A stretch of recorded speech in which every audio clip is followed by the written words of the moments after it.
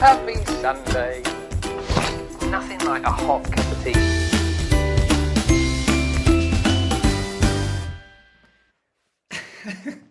Hello everybody, happy Sunday. Welcome to Sunday Elevenses Live. My name is Jez Rose. It's 11 o'clock, it's live. That means literally anything can happen. And I sort of wish that we had another camera here so that you could have seen what was happening about 30 seconds as you were watching that, and it all looked like it was all super streamlined, as I realized that for some bizarre reason the camera was like here, and then you couldn't see me, and then I lifted it up, and then it was the ceiling, and then the tripod leg slipped out, and I'm like, oh no. So this lovely kind of 30-second intro didn't quite go to plan. But here we are. Happy Sunday. Welcome, everybody. Do you know what? I love this little moment that we get. And I've got some super exciting... Good morning, Mark. Hey, Carol. Hello, Sarah. Hello, Kath. It's like a big hug. Morning, Justine. Big hug. It reminds me, you know, when you were little and you used to go to those little like clubs and stuff in village halls, and there would be that bit where everyone would come in and sort of sit down, and it sort of reminds me like that. So the future of Sunday Elevenses, there's some super exciting news that I can't share with you yet, but I will probably be able to share with you the next month, just in time for Christmas, which that's a super tease, but also super exciting too. And it sort of changes this format a little bit, even better still. Because this is YouTube, I'm kind of making my new home. There's a lot of content that we're producing pretty much every week. There's some new videos. There's been a little delay because we're doing some editing that's taking a little bit longer. But I mean, sometimes there's a new video every single week. Sometimes there's a new video every single day. And talking of new videos, can we just for a moment talk about barbecuing in the winter? Because my neighbour... who I don't think watches this. My neighbour the other day caught me barbecuing. Hello, Grace! Look, someone's just jumped in there. I am always teasing you with stuff, Mark. That is right. Just a big tease. That's what I mean. I used to think that would be a good thing to do as a job, like strip tease with a difference. Just don't do the stripping, just tease. I could have that on a business card, strip tease with a difference. Although you'd probably be bitterly disappointed. You'd probably be disappointed. You'd be bloody grateful that I've remained fully clothed. And what was I talking about then? Yes, that's right. So my neighbour, so I'm barbecuing outside, smoking this joint of chicken. And we were doing some filming, so maybe it was excusable, but I'll come to that in a second. So I've roasted this chicken. I've got loads of lovely soaked whiskey wood chips, and the whiskey wood chips are all sort of billowing out as this lovely kind of smoky flavour. And I put this whole lovely chicken in, and it's all slowly cooking and smoking and infusing. It smells utterly flipping gorgeous. Lovely organic chicken from the farm nearby. And my neighbour pops his head over like that. He was just sort of walking past, not super newsy. And he said, why, it's like October, why are you barbecuing? I said, but you can barbecue all year round, and you absolutely should. Like, I've ordered a goose, and that's going on the barbecue on Christmas Day. See, Justine, there, kindred spirits. This is what I love about Elevenses. It's all the people that like the same kind of stuff, right? We're our people. We're the right people, just in our little corner. Winter barbecues, fire pit, big coat, hot chocolate. Yes. But of course, you don't have to stay out with the barbecue all the time, do you? Right? I like, going out, big coat on, mulled apple juice or big mug of tea or something, lighting the barbecue, coming in 20-ish minutes later, going out, tipping all the coals out, putting the smoker stuff in, and then just shutting the lid and leaving it. 45 minutes, having a little peek, absolutely fine. Who doesn't love a peek after 45 minutes? I mean, that's, it's about time after 45 minutes, frankly, isn't it?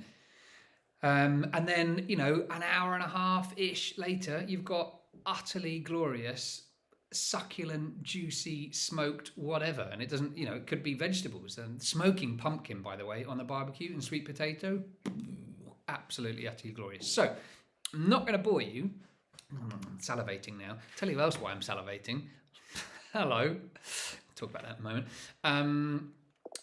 So I figured There's a couple of videos coming. There's one where I'm going to teach you our secret family recipe barbecue sauce that my dad let me teach you, which is out of this world. I'm also going to make burgers. Well, I'm going to. I've done it. We're editing. They come out this next week. So you see me making venison burgers from like homemade burgers, which are always better than any burger you will ever make, and they are so simple. It takes like 5 minutes, if that. And the smoking the chicken. I'll teach you how to smoke a joint at barbecue just in time for Christmas. Because I think if you've never had, I know it sounds like a big deal. I promise you it's not.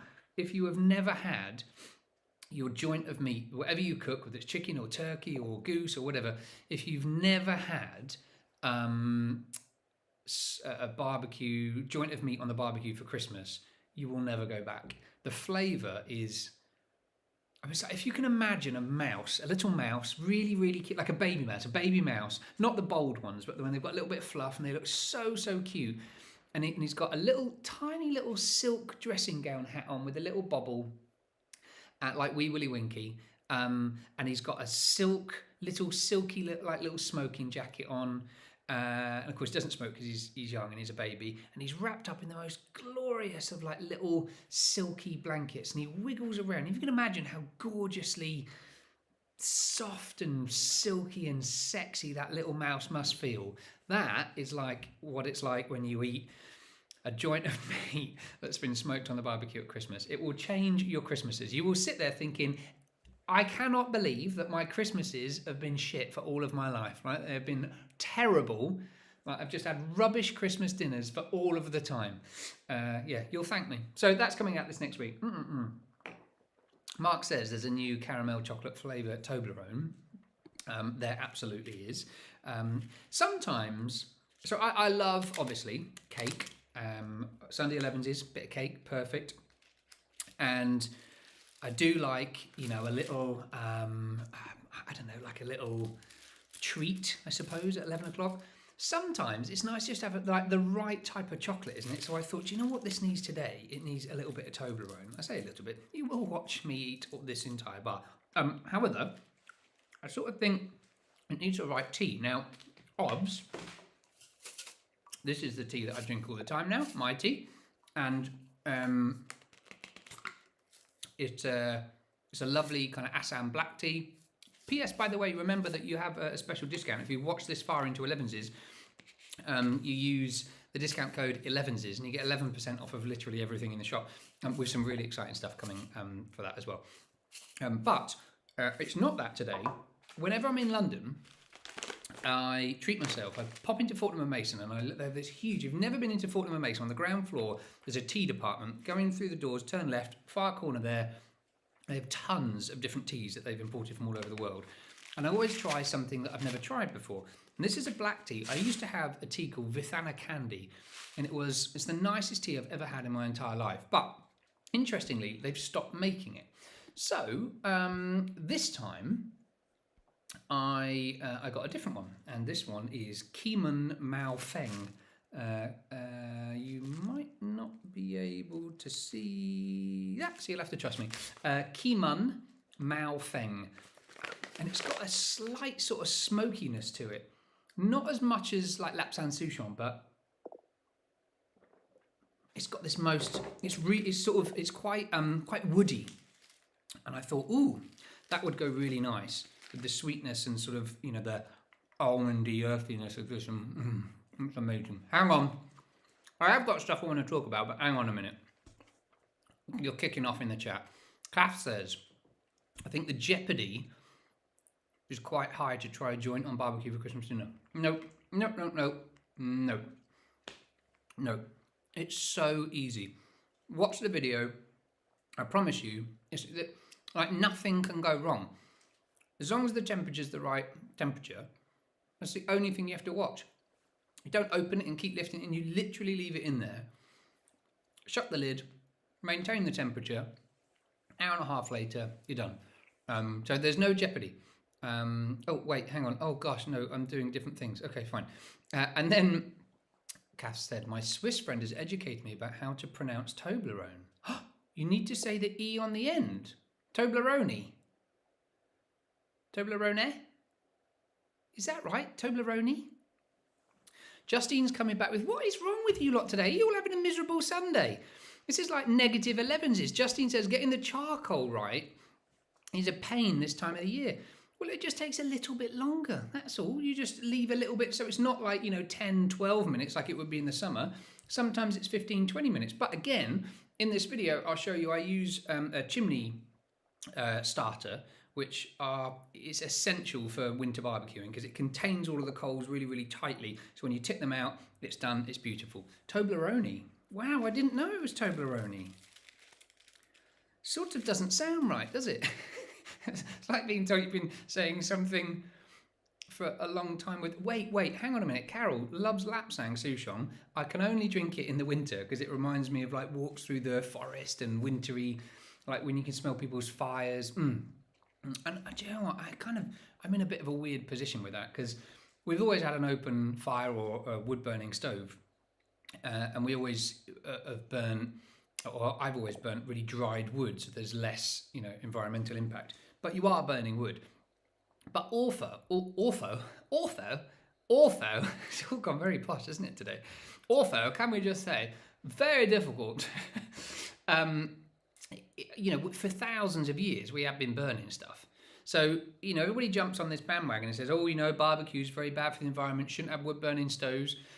And they forget that actually the amount of impact that I'm making lighting a barbecue for, 20 minutes of, charcoal smoke that comes out of it, is nothing compared to these massive factories that are on, not paying taxes and billowing tons of environmental pollution out. So, I do find myself morally, I think, maybe I shouldn't have a wood-burning stove. I miss it terribly. We haven't got one in this house. But it smells amazing, doesn't it? Lapsang Souchong, that is... that's that kind of winter smell. But to make ice cream with it, that sounds flipping amazing. Recipe, yes please. Toblerone. Oh. Sarah says, I'm going to love my Christmas. Let me tell you now, I am losing my shit about Christmas. I am so flipping excited this year. So excited. Kids are at their... Oh, wait. Kids are at their dad's and I'm volunteering at my local food bank. Oh, can we... I feel like we almost need, person of the week. Sarah wins, hands down, person of the week. Well done. I have to say, for a second there, there was a moment where this Lapsang Souchong ice cream, Carol, was going to be person of the week. But I've always wanted to do that. Do you know what's interesting? I tried for 2 years in a row to volunteer at a food bank. And they were full. There were so many people that you couldn't do it. And when I was at the farm, I did think one year, wouldn't it be really cool if we could bus a load of homeless people in to the barn, cook a big dinner for them and bus them back again. But we never did that for various different reasons, so yeah. Anyway, I'm going to have a little rant and a tiny little whinge. I'm going to move on from barbecues and go to dentists, which I feel is a pretty good idea. I've got a dentist. I have a private dentist here, because it is a nightmare sometimes to find... it's lovely though, isn't it? Toblerone. An NHS dentist. So join this private dentist. Clinically amazing. Like a really, really gentle, friendly, nice, seemingly competent. So I chipped one of my teeth. And I had it filled. And then I was eating an egg sandwich and it came out.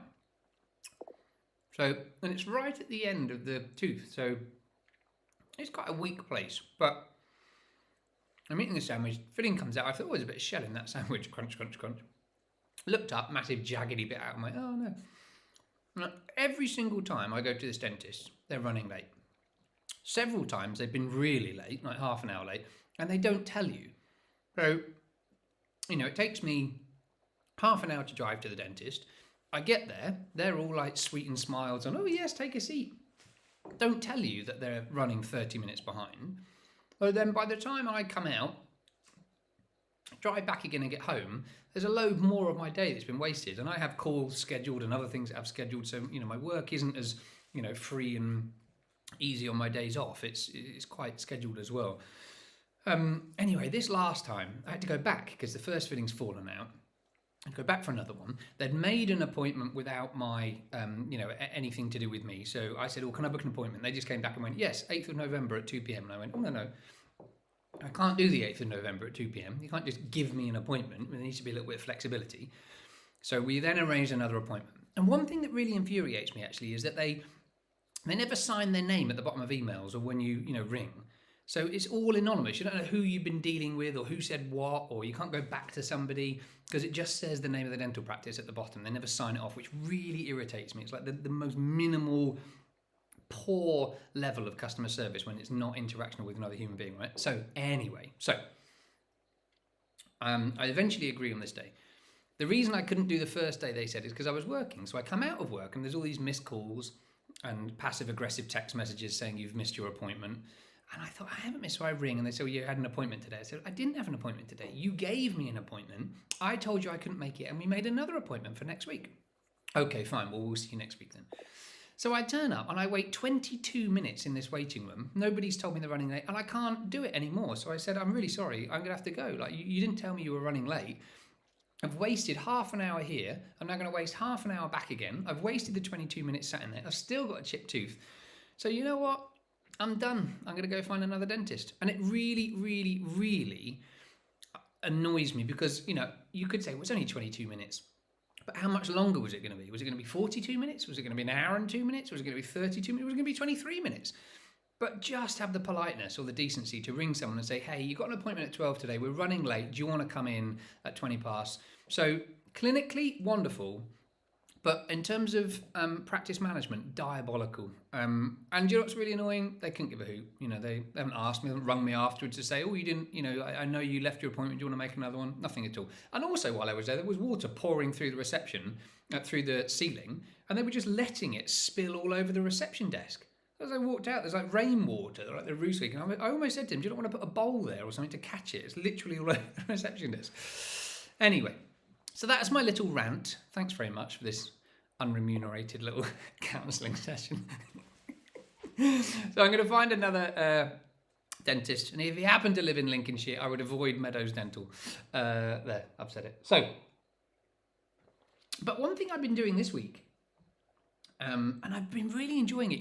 A couple of weeks ago we spoke a little bit about reducing stuff in your life. Having a little look around and thinking, do we need that anymore? And I remember, I think it was one of you, it might have been Kath, who gave me that amazing quote that I'd never read before, William Morris. And to paraphrase, he says something like,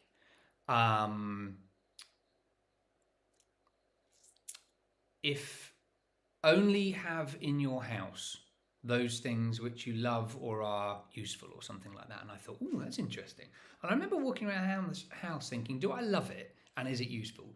Because there's stuff that you just collect, isn't there? Someone bought it you, or you've had it for a while, and every time you've moved, you just packed it and kept it on. And there are quite a few plants that I look at and I think, I don't love you. You're just there to be a filler. But now that we've moved, you're less of a filler. You're more in my way, and you're irritating me. So you're going. There's some pots that I don't love. Some of those pots, so I think, nah, I'm not going to bother with the pots.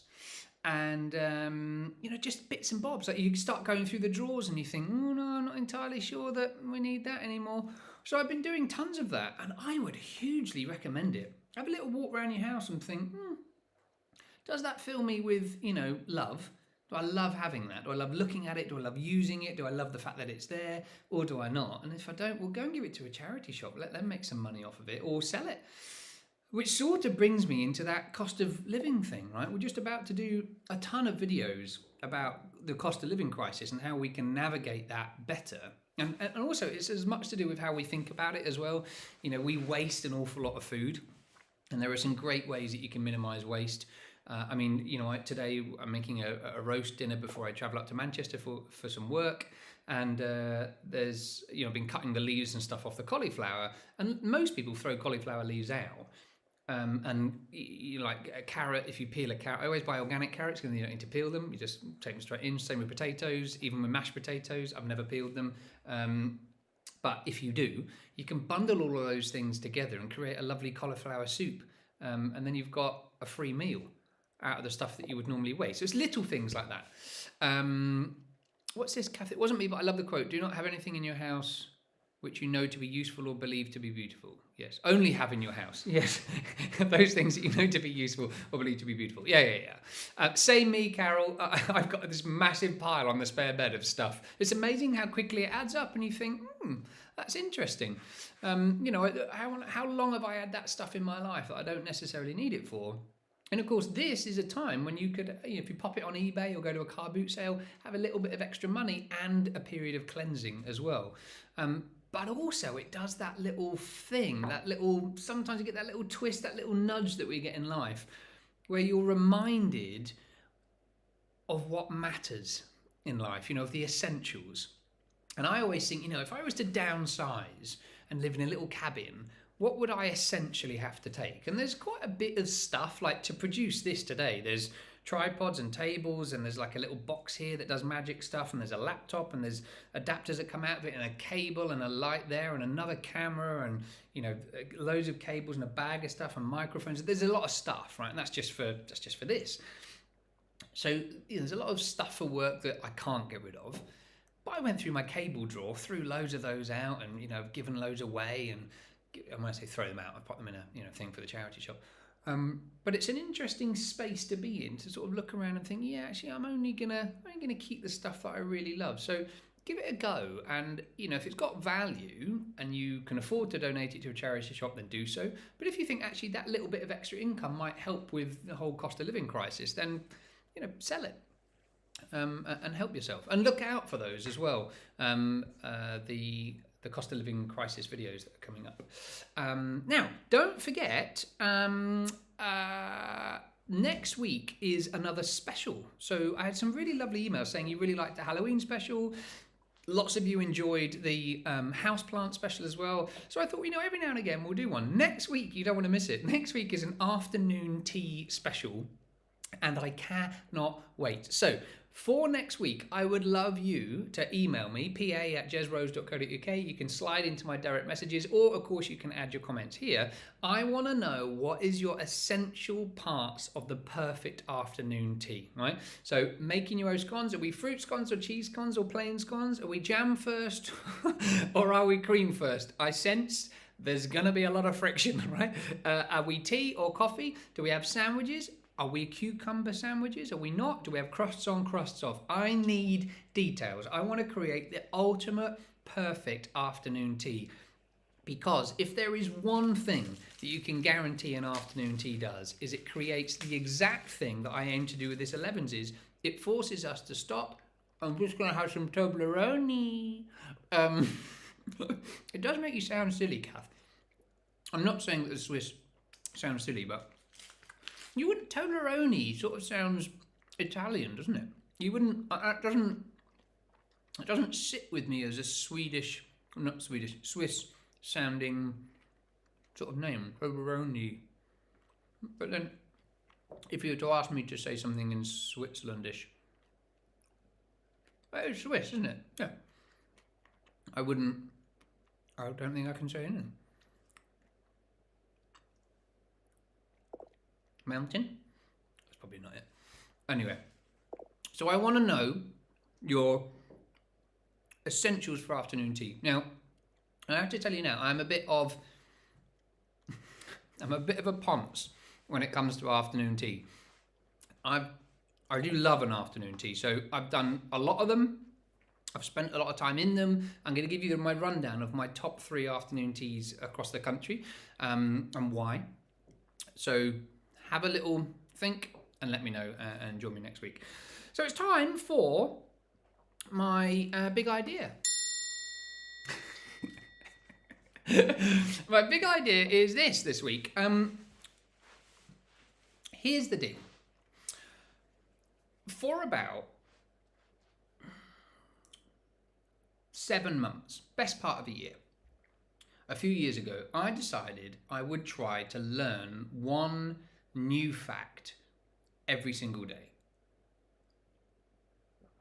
Didn't have any boundaries, didn't really have any, structure. I just thought, wouldn't it be cool if every single day, by the end of the day, I'd learned something new, something I never knew before. And vicariously, sometimes that comes out of conversation. Oh, I didn't know so-and-so was into, BDSM. I didn't know so-and-so didn't like strawberries. I didn't know, that person was allergic to strawberries or whatever. So sometimes it can be that kind of stuff. But other times it could be, I don't know, you've learned a new shortcut on your computer, or maybe you've, I don't know, found a new supplier of something, or, and I really love that idea that you can seek out and by the end of the day feel like you've achieved something. Because isn't it so interesting that very often we get to the end of the day and we beat ourselves up because we feel like we haven't done enough, or haven't done the things that we wanted to do, or haven't achieved the thing that you set out to do. And yet actually, if you were to look back at it, you've done so much. Mr. Adorable and I have this thing every day where we sit down and we say to each other, what was your highlight of the day? And the highlight of the day thing is a really nice thing to be able to press pause, review over all of the positive things, because those are the things we often forget, and pick out your favourite. Well, if you set yourself to try and learn one new thing every day, you sort of vicariously end up in that same space where you think, oh, that's really good. Anyway, that's my little idea of the week, to learn one new thing every single day. I don't know what you're up to today, but I am about to, I wish I could show you, that in the new Elevenses there's multiple cameras. I cannot wait. I might not have been able to say that. I've said it now, it doesn't matter. And so I'll be able to show you Woody, because he's sleeping in his crate, and believe me, it is utterly gorgeous. Carol says she's just happy if I remember anything I've done. I know what you mean. Some people are like that. I'm just happy if I, wake up and I've actually put some clothes on or remembered. And getting over a bit of a cold. I'm sorry, I sound a bit ropey. So I'm going to go and play with a puppy dog who's teething horrendously, which means that you end up looking like, Freddy Krueger that's, I don't know, sneezed in the bath. That's a thing to think about, isn't it? And then I'm going to make roast dinner, and then I'm heading up to Manchester, and I'm going to enjoy a pause in the rain, because we have had a horrific week of rain. It's been constant. I've had so much stuff I've wanted to do in the garden, not been able to because it's so wet and sodden. But also there's a little bit of me that thinks, oh, this is really exciting, because when it dries out a little bit, I cannot wait to get out there. So whatever you are up to today, I hope you have the most incredible Sunday, beautiful Sunday. I hope you have an incredible week as well. Try and think about something that you could learn every single day. Maybe give it a week. And over this next week, drop me some messages. Let me know what is going to be in your perfect afternoon tea. Whatever you do today, be kind to yourself, be kind to other people as well. Get outside, wrap up, take a deep breath of fresh air, even if it's just for 5 minutes. Move, enjoy yourself. I promise you'll feel better for it. Have a wonderful day, everybody. Thanks for joining me. Happy Sunday. Love you lots. Bye-bye. Hey, happy Sunday. Nothing like a hot cup of tea